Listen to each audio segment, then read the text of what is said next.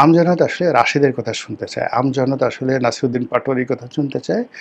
আমজনতা আসলে হাসনাতের কথা শুনতে চায়। জামাতের আমিরের বিরুদ্ধে কথা বলতে হলে নরমালি তারেক রহমান সাহেবকে বলতে হবে, মির্জা ফখরুলকে বলতে হবে, সালাউদ্দিন সাহেবকে বলতে হবে। কিন্তু তারা এই কথাগুলো বলছেন না।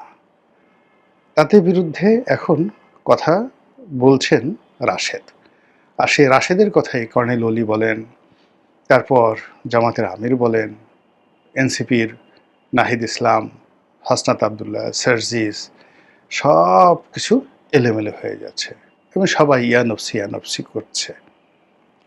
আর মুস্কি মুস্কি জনাব তারেক রহমান সাহেব প্রধানমন্ত্রী তিনি হাসাহাসি করছেন যে আমার বিরুদ্ধে যেভাবে নাসিরুদ্দিন পাটোয়ারিকে লাগিয়ে দিয়েছিল, আমার বিরুদ্ধে যেভাবে এনসিপির তরুণ যারা নেতৃবৃন্দ লাগিয়ে দিয়েছে, আমার বিরুদ্ধে যেমন বুয়েটে ১, ২, ৩, ৪ তারেক রহমানের ঢ্যাসমার, টিনের চালে কাউয়া, তারেক আমার ঢাউয়া, এই ধরনের কথাবার্তা যারা বলছিল, এখন তারা রাশেদ সামলাও, নুরু সামলাও, অন্যান্য সামলাও এবং আগামী দিনে এগুলো মানে এই রাশেদকে অনুকরণ করে রাশেদের সফলতা দেখে যখন নয়নদের মতো, যুবদলের নয়নদের মতো তরুণ তুর্কিরা তারা যখন রাস্তায় নেমে আসবে এবং এই ভাষায় কথাবার্তা বলা শুরু করবে এবং তারা যখন বিভিন্ন জায়গাতে জামাতের লোকজনকে উদ্দেশ্য করে ১, ২, ৩, ৪ এগুলো বলা শুরু করবে, যেভাবে জামাতের ধর্ষণ, জামাতের বলাৎকার, জামাতের সমকামিতা সেইগুলো নিয়ে বিশ্ববিদ্যালয়গুলো যাকে বলা হয় উত্তাল হয়ে পড়েছে। এখন এই বিষয়গুলো নিয়ে তো মির্জা ফখরুল প্রকৃত বাংলায় বলতে পারবেন না। বড় যে তার মেয়ের জামাই ফাহাম আব্দুল সালাম সে হয়তো অর্ধেক বাংলা অর্ধেক ইংরেজি মিলে ডিস কি ডিস্পিকেবল মাদার চোদ এই কথাগুলো তিনি অনেক সুন্দর করে বলেন। আমি এগুলো উচ্চারণ করতে পারি না।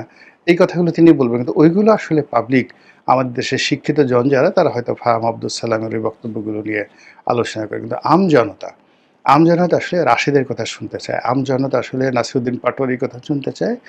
আমজনতা আসলে হাসনাতের কথা শুনতে চায় এবং তার সঙ্গে সঙ্গে ওই যে যুবদলের যে নয়ন, সে যে হাত গোল গোল করে তারপরে সামনে নেচে নেচে সে যে দলের পক্ষে স্লোগান দেয়, প্রতিপক্ষকে গাল দেয়, এই জিনিসগুলো পাবলিকের এখন যাকে বলা হয় একটা বিনোদনের বিষয় হয়ে গেছে।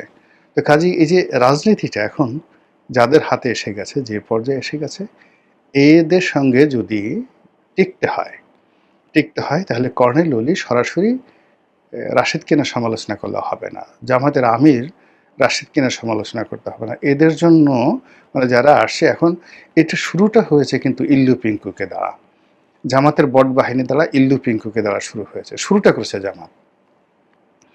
তো এই যে শুরুটা জামাত করেছে সেটার ধারাবাহিকতা এখন আবার কাউন্টার এখন জামাতের উপর সেই রাশেদ বাহিনী, নয়ন বাহিনী তারা এখন অপারেশন চালাচ্ছে।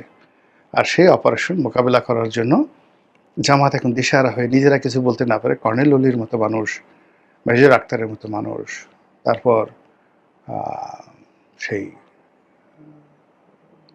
জামাতের আমির বা সভাপতি ডক্টর শফিকুর রহমান, আবদুল্লাহ মোহাম্মদ তাহের, এরপর মিয়া গোলাম পারওয়ার, তাদের মতো মানুষ কথা বলছেন কিন্তু লাভ হবে না। এর কারণ হলো ওরা যে ভাষায় কথা বলতে পারবে এরা তো বুড়া মানুষ এভাবে বলতে পারবে না। ফলে একটা অসম যুদ্ধ শুরু হয়ে গেছে রাজনীতিতে এবং এটা কি আমাদের জন্য খুবই সুখকর হবে, কল্যাণকর হবে নাকি অকল্যাণ হবে সেটা খুব দ্রুতই আমরা বুঝতে পারবো। মহান আল্লাহ আমাদের সবাইকে হেদায়েত দান করুন। আসসালামু আলাইকুম ওয়া রাহমাতুল্লাহি ওয়া বারাকাতুহু।